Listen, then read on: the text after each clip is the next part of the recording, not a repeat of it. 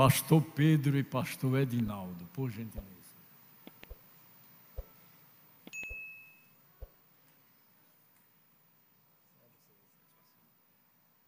Então eu vou dizer assim, os três estão representando.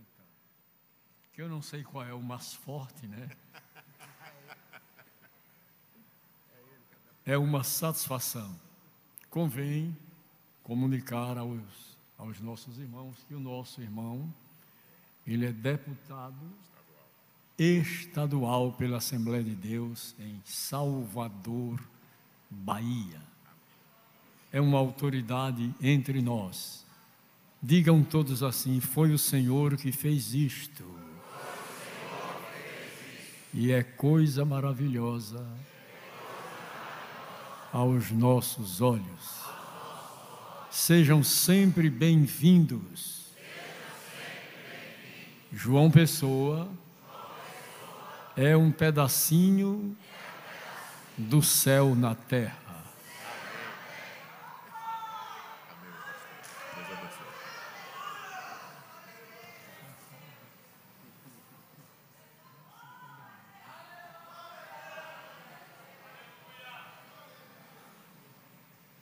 Da Assembleia de Deus em Mamanguape, um bom número de companheiros vieram, por gentileza, fiquem em pé. Olha que riqueza! Vamos cumprimentá-los no Senhor, inclusive o pastor Arquimedes Gomes. Digamos todos que o Senhor continue vos abençoando em Cristo Jesus. Obrigado, obrigado.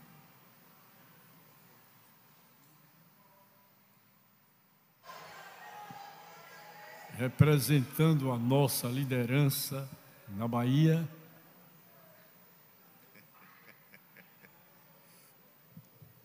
meus irmãos, a paz do Senhor, alegria muito grande em estar aqui com vocês nessa manhã tão especial, manhã de escola bíblica.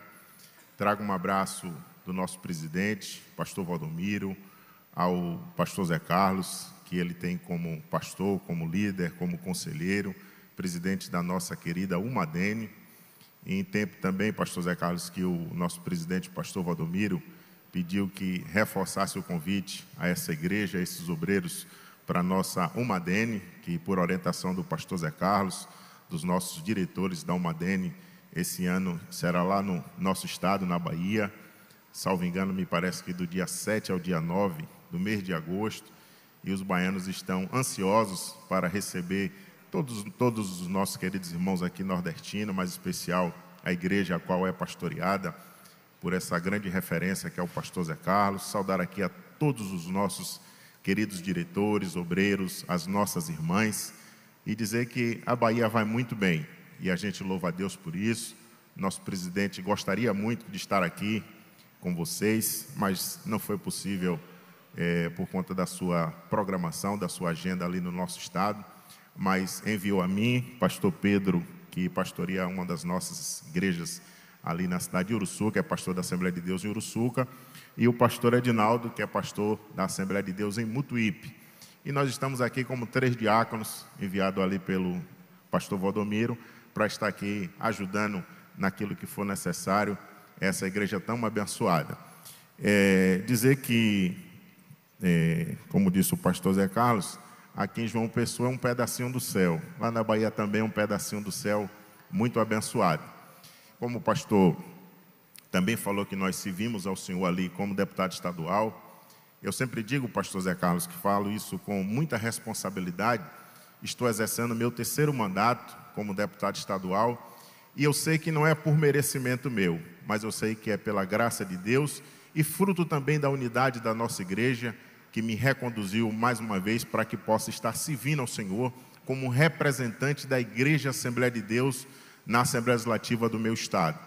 A Bahia tem quase 16 milhões de pessoas, 63 pessoas são escolhidas para que possa estar no parlamento. E entre essas 63, eu estou ali como um servo de Deus, representando o nome da minha igreja, representando o nome de Cristo.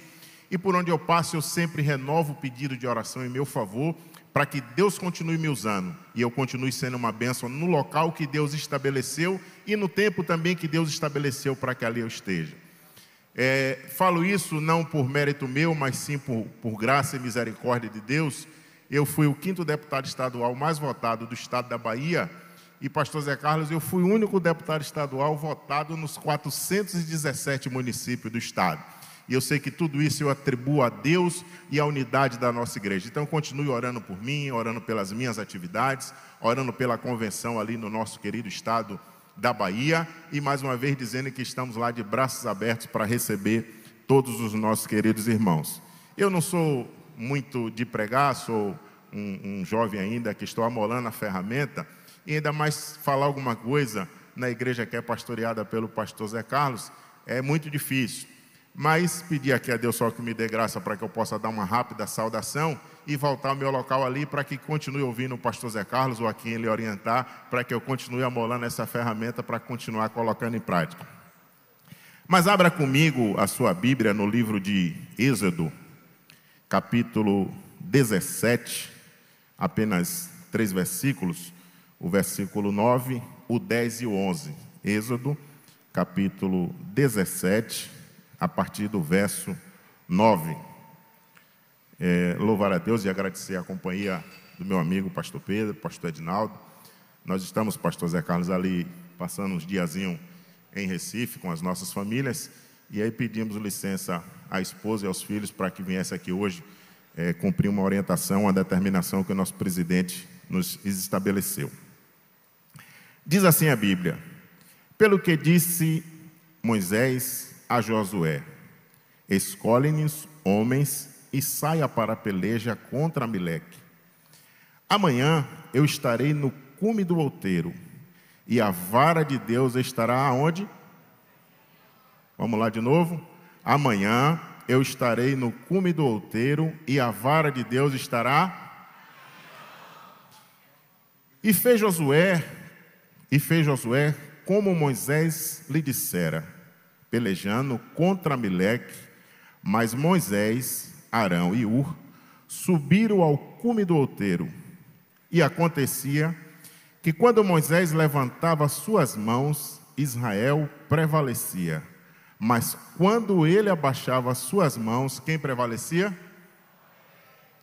Meus irmãos, eu gosto muito desse texto bíblico, principalmente quando vamos falar, ou pelo menos tentar fazer alguma coisa voltada à liderança da igreja. E eu sei que aqui é uma escola bíblica, onde estão os nossos queridos obreiros, as nossas irmãs, que são dirigentes de círculo de oração, que por orientação de Deus e pelo pastor Zé Carlos, têm estado na peleja, na obra, seja nas congregações, ou seja, também pastoreando o campo. Mas perceba que aqui é uma conversa de Moisés com Josué, e ele diz a Josué: escolha homens e saia para a peleja. E aqui Moisés não manda que Josué escolha homens para passear, e não que eu seja contra o passeio, ou para qualquer uma outra tipo de atividade. Ele diz: escolha homens para pelejar. Então imagino eu, pastor Zé Carlos, que Josué olha para aquela turma que ali estava e disse: eu vou escolher os melhores homens de espada, aquele que sabe lutar, aquele que sabe pelejar, aquele que sabe manusear bem a espada, porque nós estamos indo para um confronto conforme Moisés está lhe orientando. E Josué escolhe esses homens e sai para pelejar. Só que é interessante que Moisés diz a Josué: eu estarei no cume do outeiro, e a vara de Deus não vai estar em suas mãos, vai estar na minha mão, porque eu que estou lhe estabelecendo alguma coisa. E perceba que o próprio texto diz que Josué, com aqueles homens que escolheu para pelejar, quando Moisés está com as mãos estendidas, Josué consegue avançar. Mas quando Moisés, com a vara de Deus na mão, abaixa a mão, quem começa a pelejar é Amaleque. Mas como é que pode isso? Os mesmos homens, com as mesmas habilidades, enfrentando o mesmo exército, só consegue prevalecer, ou só consegue avançar quando Moisés está com a mão prevalecida. E eu quero aqui transmitir uma coisa que aprendi da minha vida, e por isso que acredito que Deus tem me abençoado muito, é que por mais habilidade que eu e você tenha, se nós não tivermos debaixo da bênção do nosso Moisés, não vai adiantar a sua peleja e não vai adiantar suas habilidades. A Bíblia é clara, a Bíblia diz que Josué sai para pelejar, e aos mesmos homens, mas por que ele só consegue avançar com a bênção de Moisés? E meu querido irmão, minha querida irmã, quer fazer o trabalho que você está fazendo prosperar? Fique debaixo da bênção do homem que Deus entregou o cajado. Porque Deus entregou o cajado há 24 anos, foi o pastor Zé Carlos. É ele que com as mãos estendidas vai abençoar você que é diácono, vai abençoar você que é presbítero, vai abençoar você que é pastor, vai abençoar você que está dirigindo o grupo das irmãs. Mas você tem habilidade? Tem, mas a bênção de Deus está na vida do anjo da igreja. Que eu e você possamos entender, estando debaixo da bênção do nosso Moisés, tudo aquilo que nós fazemos no reino de Deus vai crescer, vai prosperar e vai dar certo. Deus abençoe.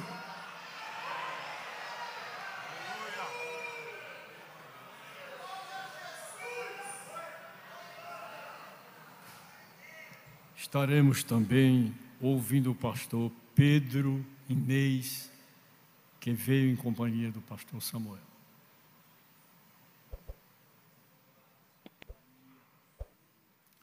Aleluia, cumprimento a todos com a paz do Senhor. Aqui nesta manhã eu me sinto um verdadeiro leão na cova com os Daniéis, que quem passou sufoco foi o leão naquela fatídica noite para eles. Louvado seja o nome de Jesus. É uma honra para nós estarmos aqui na companhia do nosso amigo e irmão deputado Samuel Júnior, representando o nosso pastor, o pastor Valdomiro Pereira. É muito bom estar aqui pela primeira vez nesse evento, e o pastor Zé Carlos, ele já é quase baiano, né? Nós já nos apropriamos também dele, que ele está sempre lá conosco, nos abençoando, é muito querido por todos nós, e é bom estar conhecendo a igreja que está sob seus cuidados, a convenção que está sob seus cuidados. Louvado seja o nome de Jesus. Eu fiz aqui algumas anotações para falar um pouquinho, que no meio de tanta gente grande, a gente tem que falar pouco mesmo, não dá para falar muito não. E onde tem homem grande, menino fala pouco. Eu aprendi assim, fui bem instruído, nós temos um líder que nos orienta e orienta muito bem nisso.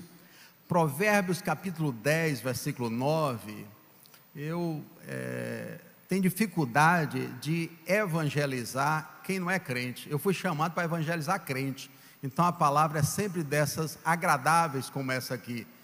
Diz assim: quem anda em sinceridade, anda seguro, mas o que perverte os seus caminhos será conhecido. E aí eu penso, ouvindo essa palavra, lendo essa palavra, será que entre nós, será que entre o povo de Deus, será que entre a igreja, se tivesse alguém que tivesse convicção absoluta de que não seria descoberto jamais, será que agiria do mesmo jeito? Será que se tivesse certeza que ninguém veria, não subornaria o policial rodoviário para não ser multado? Será que não usaria produtos que não usa no dia a dia? Será que iria para um motel se tivesse certeza que ninguém descobrisse? Parece até estranho a gente falar assim no evento com obreiros e líderes, mas de vez em quando a gente vê alguém se enganchar aí na caminhada que só tinha a aparência de crente, tinha capa, vestia bonito, usava gravata, usava cabelo longo, usava roupa decente, mas era só isso que identificava como crente. No dia a dia da igreja, irmãos, a gente vê tanta gente fazer desserviço para o reino de Deus. É a gente orando, jejuando, é um grupo de obreiros e obreiras como essa, trabalhando para Jesus, orando, jejuando, consagrando, buscando a face de Deus, pedindo o crescimento da igreja, e elementos atrapalhando a obra e dando mau testemunho. Quantas vezes nós já ouvimos, eu posso até um dia ser crente, mas crente da igreja de fulano jamais, e aí faz um dossiê de tanta miséria que certos elementos que se dizem crentes, obreiros, pastores fazem. Eu quando li esse texto, eu me lembrei de um caso que aconteceu na Bahia há quase 30 anos atrás. Um pastor amigo nosso, ele foi para um lugar muito difícil. O lugar era tão difícil que toda vez que alguém assumia um campo, a gente comemora, a primeira vez que vai para o campo, Deus abençoe, Deus seja contigo. No caso dele, a palavra era outra, meus pêsames. Era assim que se dizia. Lá já teve obreiro que foi enviado para lá, e quando a convenção descobriu, tinha ido embora para São Paulo arrumar um trabalho, nem deu tchau, de tão difícil que era. E esse pastor era e é muito crente, e orou, e jejuou, e a igreja não crescia de jeito nenhum.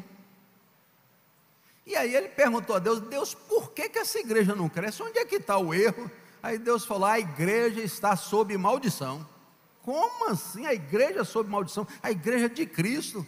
Aí ele foi perguntar para os mais antigos: como foi a história dessa igreja? Como foi construída? Então, até que o irmão contou a história, e a igreja estava mesmo sob maldição. O pastor comprou o terreno da igreja, combinou com o proprietário o valor, e aí acertaram. O pastor deu a metade, assinou um documento que com 30 dias dava a outra metade. E passou 30 dias, o pastor não voltou para dar a outra metade. E passou 60, e passou 90, 120 dias, o dono veio atrás: pastor, cadê a outra metade? Não, o senhor assinou aqui, eu paguei tudo. O pastor roubou a metade do valor do terreno da igreja, literalmente, roubou para a igreja. E é roubo, e não tem outra palavra não, e é coisa de ladrão. Não adianta a gente mascarar isso não. Aí o pastor, quando soube, o dono do terreno ainda era vivo, a igreja foi construída, o templo, um templo bom, e aí chegou para ele, dobrou o joelho: eu vim aqui lhe pedir perdão em nome de Jesus. Nós pecamos quando o senhor me contar a história, eu quero que o senhor perdoe. Não, pastor, o senhor não me fez nada não, foi aquele elemento. Não, mas foi em nome da igreja, então o senhor pode perdoar? Posso. Está perdoado em nome de Jesus. Camarada que não era crente perdoou. A partir daí a igreja cresceu, conseguiu até emancipar outro pedaço, desenvolveu, e o pastor saiu de lá abençoado.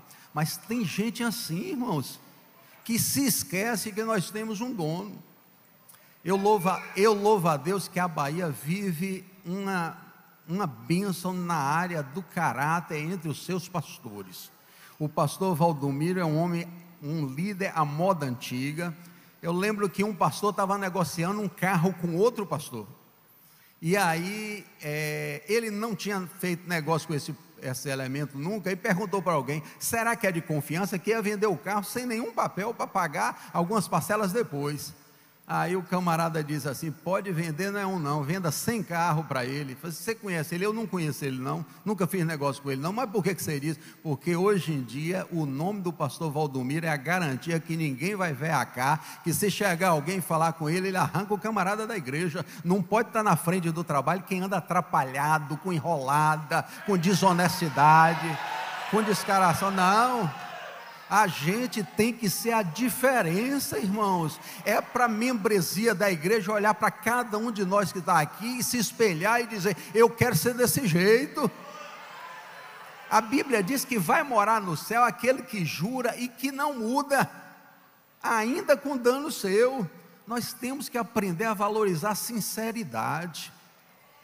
Sinceridade, sincero, vem de uma expressão latina que significa, você já deve ter aprendido aqui, que o caçulinha aqui sou eu, o aprendiz, é sincera. Por que usa essa expressão? Porque alguém às vezes vai fazer um móvel de madeira, e para fazer o móvel o ideal é que com a madeira seca, porque ela não vai sofrer tantas alterações. Aí alguém, para ganhar dinheiro, pegava a madeira verde e fazia o móvel, e começava, antes de vender, a trincar, a rachar. Aí ele aplicava a cera, ficava da cor da madeira verde, lindo e maravilhoso, e a pessoa comprava, mas com o tempo a cera saía e aparecia o defeito. Então, sincero é sem cera, é sem máscara, é sem falsidade, é sem engano, é alguém que você pode confiar, e eu quero crer aqui que nós fazemos parte de um exército de homens e mulheres que a igreja pode confiar. A sua palavra é a verdadeira. Você não tem um discurso aqui na igreja quando pega o microfone e um discurso diferente em casa. Eu quero crer que nós somos parte de um exército que representa Cristo e as pessoas possam depositar confiança em nós, para não ficar igual aquele menino que terminou o culto e perguntou assim: pastor, a gente pode morar na igreja? E o pastor disse assim: mas meu filho, vocês têm casa, eu já estive na casa de vocês. Ah, pastor, é que aqui na igreja meu pai é uma bênção. Em casa era uma praga, era uma maldição. Então quem é sincero é do mesmo jeito aqui na igreja, é do mesmo jeito no ciclo de oração, é do mesmo jeito na escola dominical, é do mesmo jeito em casa, no trabalho, é honesto no trabalho, ele não frauda o empregador dele, pelo contrário, ele veste a camisa da empresa, ele quer o melhor para a empresa, porque se a empresa prosperar, ele ganha também com isso. Ele é aquele elemento que honra o nome de Jesus. Eu gosto de contar história, porque eu estudei história para contar história mesmo. Eu me lembro de um testemunho de um crente que estava roubando a empresa. A empresa trabalhava com cobre, e o irmãozinho todo dia carregava cobre da empresa para casa. O carro dele já dormia do lado de fora, porque a garagem já estava até o teto de cobre, era uma grana muito alta. E quando ele está saindo, a empresa descobriu o roubo. Mas não sabia quem era, perceberam o desfalque em cobre. Quando ele saiu, estava a polícia com giroflex ligado já, segurança com detector de metais para investigar um por um. Quem descobrisse o roubo ia preso imediatamente. Aí o irmão na hora se converteu. Jesus, eu sou culpado, eu reconheço. Jesus, não é a minha prisão que eu estou preocupado, não. Eu vou causar vergonha para a igreja. Todo mundo sabe aqui que eu sou crente. Vão falar mal da igreja, não vão querer se converter. Se o Senhor me tirar dessa enrascada que eu entrei, eu vou devolver tudo o que eu roubei. Se converteu de verdade. E na hora que chegou na porta, o gerente geral estava lá, falando: não, irmão Zezinho, não, você não vai passar no detector, não, pode ir direto, irmão Zezinho, até o dono vai ser revistado, mas o senhor não, vai direto. E aí o irmão estava convertido de verdade, fez um trato com Deus e passou a jejuar todos os dias, porque a marmita que ele levava o produto do roubo, agora ele trazia de volta, era todo dia cheio de cobre para devolver um por um. Passou quase que um ano jejuando o dia todo e trabalhando, até devolveu tudo e virou crente de verdade. Teve oportunidade. Tem alguém que pode não ter oportunidade. Jesus está voltando, que Deus abençoe. Aprendamos a ser sinceros.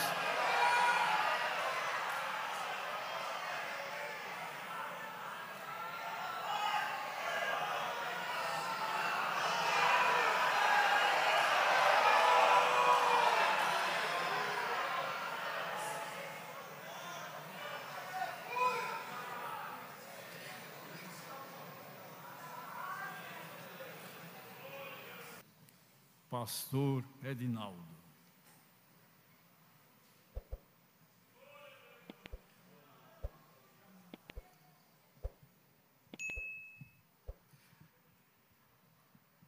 Queridos irmãos, a paz do Senhor. Quero com muita alegria saudar o pastor José Carlos de Lima, pastor presidente desta igreja, desta convenção na Paraíba, qual nós, pastores da Bahia, temos um respeito, um carinho muito por ele. Por todos os momentos que ele está conosco na nossa convenção, ministrando e também nos trazendo a sua sabedoria para nos dar a capacidade de poder servir melhor ao povo de Deus. Uma alegria estar aqui ao lado do meu deputado, o pastor Samuel Júnior, representando nosso muito digno pastor presidente, Valdomiro Pereira, que é uma bênção de Deus para a vida de todos os pastores no estado da Bahia, uma referência de uma capacidade de cuidar bem da obra de Deus naquele estado, ao lado do pastor Pedro Santinês, que nos ministrou também uma boa palavra. Rever aqui o cantor Samuel Silva, que domingo passado esteve conosco ali em Mutuípe, naquela igreja, adorando ao Senhor, a todos os pastores, a diretoria desta igreja, eu quero também trazer a minha saudação de paz. Meus queridos irmãos, eu quero tão somente ler um texto bíblico da palavra de Deus, que está no livro do Eclesiastes, capítulo de número 3, quero ser bem sucinto, e no capítulo de número 1, um texto muito conhecido. Para cada coisa há um tempo, e há um tempo para todo propósito debaixo do céu. Meus queridos irmãos, o livro do Eclesiastes é o livro da sabedoria, que vai falar um pouco sobre o verdadeiro sentido da vida, os porquês da vida. E o sábio Salomão, ele vai nos revelar alguma coisa que nos chama muita atenção. Eu entendo que existe alguns fatos que são inevitáveis na vida do homem, de uma mulher, que não depende dele, depende tão somente da soberania de Deus.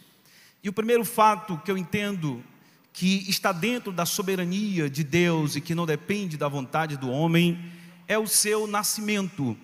Na verdade, nenhum de nós fomos consultados se queria vir ou não a este mundo. Deus em nenhum momento na eternidade nos consultou.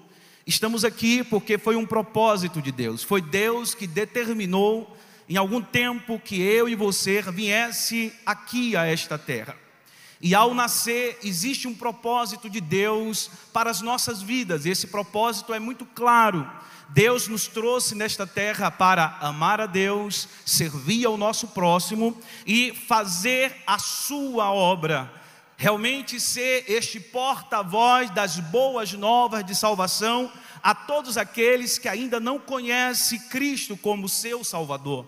E quando nós entendemos esse propósito, vem aí uma grande realidade, é cumprir a grande comissão, é ir por todo mundo levando o evangelho de salvação, porque só o evangelho de boas novas, ele tem o poder transformador na vida de um homem e de uma mulher, e nós somos este palco da manifestação de Deus aqui na terra. Deus preparou a cada um de nós para ser os seus verdadeiros representantes, para realmente através das nossas vidas o mundo ver Deus em nós, para que nós possamos exalar o bom perfume de Cristo. Imagine uma pessoa que está nas drogas, está no alcoolismo, está na prostituição e aparentemente aquele indivíduo está sentenciado à condenação eterna. Não há mais jeito de recuperar aquele homem, mas de repente uma irmã, um irmão chega até aquela pessoa e transmite o evangelho de salvação, e aquela pessoa aceita aquela palavra, aceita aquela mensagem, realmente ele agora faz a sua reconciliação com o céu. Ou seja, nós através do poder do evangelho conseguimos resgatar aquele homem, aquela mulher que estava sentenciada à condenação eterna, e agora arrancamos da garra de Satanás e introduzimos ela ao reino de Deus. E o que é isto? É o poder do evangelho. Ide por todo mundo, pregai o evangelho a toda criatura. E se nós não fizermos esta tamanha responsabilidade, haverá também de Deus uma cobrança de nós. Até os anjos queriam isso e Pedro revelou, mas Deus entregou a nós a responsabilidade. Então, meu irmão, minha irmã, você veio a este mundo com este propósito: amar a Deus, amar o próximo e servir ao reino de Deus. Só temos sentido de estarmos aqui quando compreendermos esta missão: ganhar almas para Jesus. E Deus não chamou uma igreja covarde, uma igreja anêmica, apática. Eu vos darei poder para expulsar demônios, curar os enfermos, milagres e maravilhas acontecer. A igreja do Senhor só viverá o melhor de Deus nesta terra quando ela enfrentar Satanás cara a cara. E aí sim, Deus vai revestir todos nós com autoridade, com poder, com armas espirituais, e a igreja do Senhor vai continuar prevalecendo sobre esta terra. E quando nós nascemos, revela a nossa dependência de Deus. E depender de Deus nunca será um sinal de fraqueza. Depender de Deus nunca será um sinal que a gente não tem capacidade de resolver os nossos problemas. E aí o mundo não entende isso. Esse crente está passando por tribulação, o vizinho está realmente enchendo a paciência dele, e ele pega a Bíblia e diz: eu vou para o círculo de oração, eu vou para a consagração pela manhã, aleluias, porque muitas das vezes as nossas guerras não têm que se travar naquilo que você tem habilidade, com as suas armas humanas. Tem gente aqui, pastor José Carlos de Lima, que antes de conhecer Jesus, ninguém ganhava dele na peixeira, na nossa região lá, que é a região do cacau, ninguém ganhava no facão, na foice. Ele era terrível. Tem pessoas que estão sentadas aqui entre nós, que só o Espírito Santo de Deus para controlar ele, porque ele era um réu, ele era um terror. Mas quando o Espírito de Deus entrou na sua mente, entrou no seu coração, ele se tornou uma nova criatura.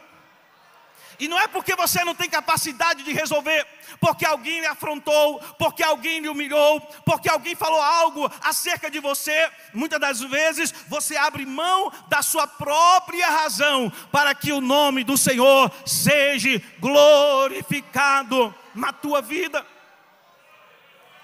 E não é porque você não tem capacidade de resolver, é porque tem guerras que você leva para uma outra dimensão que o homem não compreende. São guerras que a gente trabalha com um olhar de fé. O mundo não está vendo. Tem coisa que o seu pai não vai entender. Tem coisa que a sua mãe não vai entender. Tem coisa que os obreiros que estão ao seu lado não vai entender. Mas é a boa mão de Deus que está te direcionando. Dependência de Deus. Depender de Deus é quando eu digo: eu não tenho capacidade de resolver, mas Deus tem. Eu não posso, mas Deus pode. Aleluia. O impossível pertence a Ele. Uma certa vez, e aí eu já estou caminhando, uma certa vez minha mãe, dirigente do círculo de oração. Eu vim de uma família pioneira da obra de Deus no sul da Bahia. Meu avô recebeu os primeiros missionários no ano 60, e ele conta que recebia os pastores, e muitos deles andavam em lombo de animal, e não tinha estrada, era aquela estrada de terra, e muitos animais ficavam até atolados, e eles tinham que vender, eles tinham que fazer alguma coisa para conseguir chegar até o destino. Minha avó, ela conta que quando aqueles pastores chegavam na sua casa, ela tinha cuidado de preparar a comida, preparar até remédio, água, para que os pés deles estavam muito inchados. E com tudo aquilo, eu ouvia minha avó, meus avós falando sobre isso. E aquilo criou em mim o desejo de poder servir melhor ao nosso Deus. Mas um dia minha mãe adoeceu. Ela foi diagnosticada com câncer de mama. E eu lembro que os médicos disseram: olha, não tem mais jeito, vocês podem gastar tudo que vocês têm, mas não vai conseguir recuperar mais a mãe de vocês. E minha mãe veio a óbito. E foram muitas profecias. Eu tenho um irmão que até hoje tem dificuldade, porque muitas pessoas oravam lá em casa e ia para o monte, dizendo que Jesus ia curar a minha mãe. Mas realmente Deus fez a melhor parte, recolheu a minha mãe. E eu, como naquela época, servindo ao pastor Cícero Pedro da Conceição, um pastor que eu servia há mais de 20 anos na cidade de Gandu. E eu lembro que eu estava em uma congregação, em um bairro muito violento, um bairro realmente muito perigoso, difícil. E eu estava vivendo com aqueles irmãos naquela localidade. E um dia eu fui visitar uma irmã. Ela estava doente, eu fui comprar o remédio para ela. E eu lembro que quando eu estava dando o remédio para a irmã, ela disse: pastor, ore por mim. Eu orei só de praxe mesmo, mas eu não jamais acreditava no poder da oração para curar aquela irmã, porque eu orei pela minha mãe, a gente fez consagração pela vida da minha mãe. E de repente eu fui descer a um lugar de favela muito difícil, e de repente eu vinha descendo com o carro e eu vi um movimento na parte de baixo. Eu disse: meu Deus, o pessoal deve estar trocando tiro aí, vai dar confusão. E eu vinha descendo aquele carro devagarzinho. Daqui a pouco eu percebi pelo movimento que não era briga de facções, era algo estranho. E de repente eu percebo uma mulher se aproximou de mim, conheceu o carro e se aproximou de mim e disse: pastor, o meu filho está morrendo. Eu vi uma criança no braço dela: pastor, meu filho está morrendo, meu filho está morrendo. E já jogou aquela criança dentro do carro e disse: ore para o meu filho, não deixe, pastor, o meu filho morrer. E eu observei naquele momento que quando aquela criança caiu no meu colo, eu disse: meu Deus, o que é que eu posso fazer por essa criança? O carro foi tomado em volta dos moradores e eu comecei a orar. E o Espírito de Deus falou no meu coração, dizendo: para os justos, eu determinei o dia, os meses e os anos, e nele pus limite. A vida da sua mãe está na palma das minhas mãos. Você precisa orar por esta criança. E quando orei por aquela criança, eu já vi a mãe dizendo: meu filho não morreu, meu filho está vivo, aleluias. E ela disse: pastor, à noite, domingo, isso foi no sábado, domingo eu vou para o culto com a minha família. E quando foi domingo, ela estava no culto com toda a sua família. Todos aceitaram a Cristo como seu Salvador, e até hoje está na congregação. O seu esposo é um diácono, ela é líder dos jovens, a criança já está um adolescente, aleluias, reconhecendo a nossa dependência, a nossa fragilidade.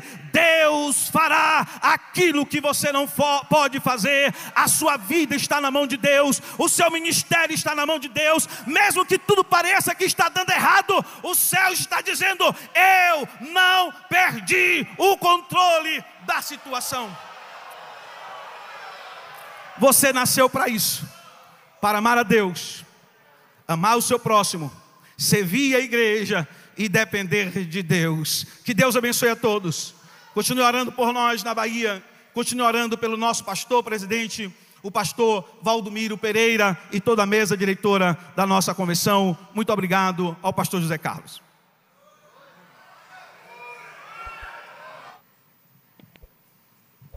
O representante do pastor Valdomiro vai orar por nós.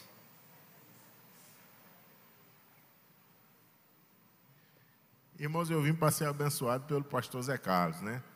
Mas manda quem pode e obedece quem tem contas a pagar, assim como nos orienta o pastor. Vamos orar. Senhor meu Deus, nós te louvamos e te agradecemos, Senhor, pela vida do pastor Zé Carlos, pela vida dos seus companheiros nesse estado tão abençoado, Senhor.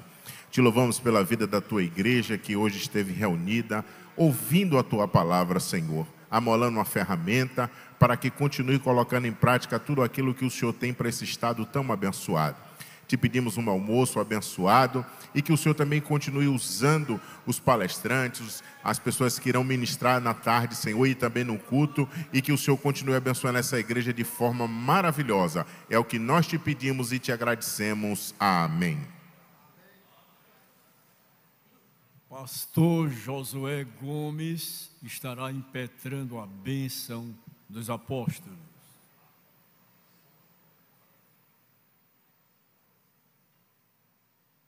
Saudamos a todos com a paz do Senhor. A graça do nosso Senhor Jesus Cristo, o amor de Deus nosso Pai, a comunhão e as consolações do Espírito Santo seja com todo o povo de Deus, agora e para sempre. Todos dizem: Assembleia de Deus, vem comigo.